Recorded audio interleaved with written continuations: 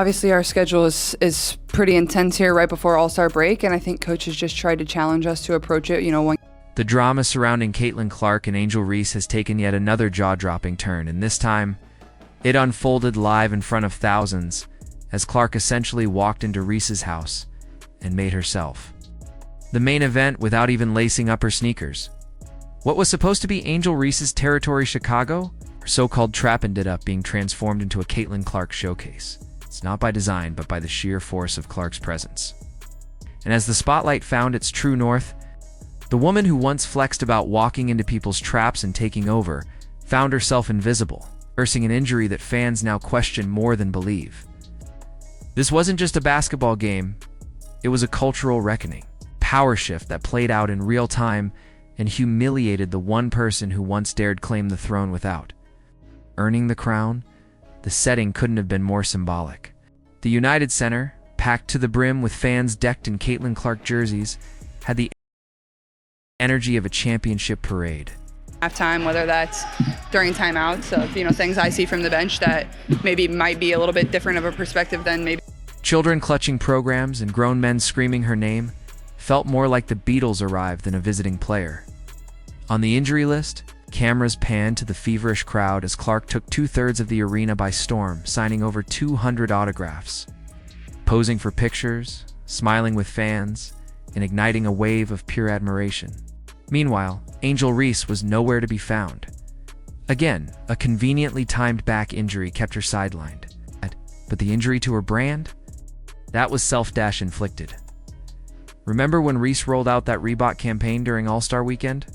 Boasting, "Come to your trap, take over your trap." That slogan aged like milk. Caitlin Clark didn't just visit the trap, she bulldozed through it, flipped the lights on, and redecorated the place while Reese was off stage, missing in action. And the most poetic part? Clark didn't even need to play to steal the moment. Her presence alone, her gravitational pull, was enough to hijack the narrative. Grab those me bounds and pad my stats because I need to be voted into the All-Star game, even though my team. Dominate the energy and remind everyone why she is the undisputed face of women's basketball. And then came the game. With Clark in street clothes, the Indiana Fever could have coasted. Instead, they delivered a clinic. Kelsey Mitchell stepped into the spotlight with all the fire and focus of a superstar fed up with being overlooked. From the jump, she played like her jersey was laced with gunpowder, a 7 for 10 from 3. 35 points. Precision off the dribble. Poise in traffic. Ice in her veins. It was less a performance and more an exorcism. She made sure that no one forgot Indiana was more than just the Caitlin Clark show. Rivalry. We got Angel Reese taking more shots at Caitlin Clark. Kelsey Mitchell cooked Chicago's defense so thoroughly you could smell the smoke through the television screen. And with every dagger she dropped, she was writing a new chapter in Indiana's rising narrative that this team doesn't just have one star, it has an arsenal. Aaliyah Boston backed her up with the kind of gritty, no-nonsense performance that doesn't always make headlines, but wins basketball games. 14 points, 11 rebounds. Paint domination. Her footwork turned Chicago's bigs into statues. Her positioning made every rebound a formality. She patrolled the paint like it was sacred ground, and no one dared challenge her for it. Mitchell was the flame, Boston was the furnace steady. Hot and always in control. And just when Chicago looked like they might find a rhythm, Harry McDonald came off the bench like a powder keg. 10 points, clutch timing, relentless energy. Like, the Caitlin Clark needs to do something to stop all this. She didn't just score, she deflated whatever hope the sky tried to muster. Every time Chicago blinked, Indiana slammed the door shut. It was ruthless, controlled, professional, and the scoreboard didn't even tell the full story.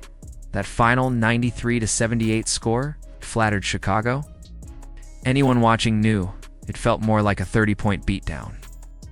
Indiana owned every quarter, every possession, every moment, and they did it without their superstar. That's the part that should terrify the rest of the league. The Fever don't need Clark to dominate. They have structure, they have coaching, They have belief. Most importantly, they have depth. Kala Timpson and Lexi Hull came off the bench and didn't just hold the line, they elevated it. These aren't placeholders. These are culture players. And when you're in the middle of a playoff push, those are the teammates who win you series. Every time Timpson deflected a pass or forced a turnover, it wasn't just a highlight, it was a statement. I bought tickets solely to watch Caitlin Clark in the All-Star game. I made accommodations solely. Indiana's bench was engaged, relentless, and effective. No wasted minutes, no wasted effort. In Chicago, it looked like a team in freefall. Oh, that was their 5th straight loss, and you could see the desperation seeping through the screen. Bad passes, lazy rotations, dead eyes. The body language said everything. This team doesn't believe in itself. Their offense was clunky, their defense porous, their coaching directionless. While the fever rotated and adjusted, the sky crumbled. They looked like a team waiting for someone else to fix the problem. But help isn't coming. There's no magic trade. No locker room speech. No miracle. The stats painted the rest of the picture. Indiana out-rebounded Chicago 42-35. They shot nearly 50% from 3. 24 assists on 34 made buckets. 17. Forced turnovers? That's not talent. That's execution. It's culture. That's preparation. Chicago's 16 assists. They're 31% shooting from deep. That's a team playing on autopilot, hoping something sticks. And it didn't. It never does when the foundation is cracked. And yet, through all this, the loudest statement came from someone who didn't even touch the ball. Caitlin Clark, smiling, engaging, healing, walked through Chicago like a superstar. In her own city, her aura pulled fans from every corner. This wasn't a paid publicity stunt. These were real people, lining up in the sun, hoping to touch greatness. And greatness showed up, even if it didn't take the floor. That's what Angel Reese can't seem to grasp. There's no marketing trick for this. No tweet, no campaign, no slogan. This is what it looks like when the spotlight doesn't just follow someone, it bows to them. And if you're still pretending this is a rivalry, it's time to let that delusion go. Clark isn't sharing space. She's rewriting the map. She's not responding to cryptic tweets or ducking smoke. I knew who the hell Kelsey Mitchell was if it wasn't for Caitlin Clark. I am sorry. She's showing up, signing autographs, leading her team and shifting the culture. Meanwhile, Reese is becoming more known for her absence than her impact. And that's a tragedy in itself because, for all the promise Angel showed, she's become a shadow in a league that's chasing light. This win meant more than just a game in the standings. It was a declaration. Indiana is here. And when Clark returns to the court, they won't just be dangerous, they'll be lethal. Because now teams can't just blitz Clark and hope for chaos.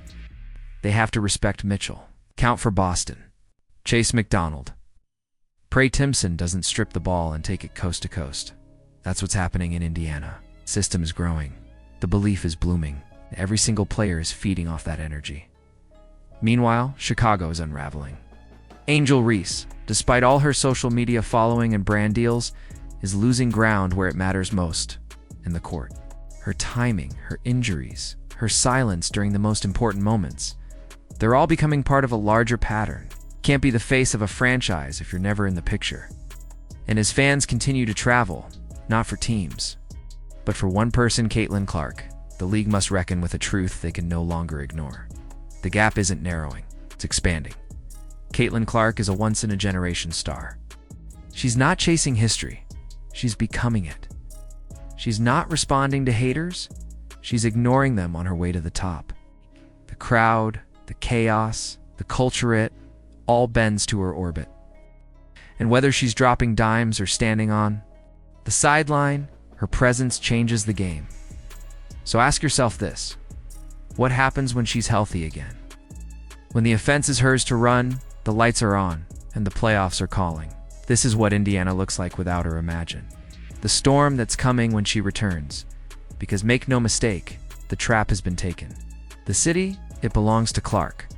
And the debate, it's over.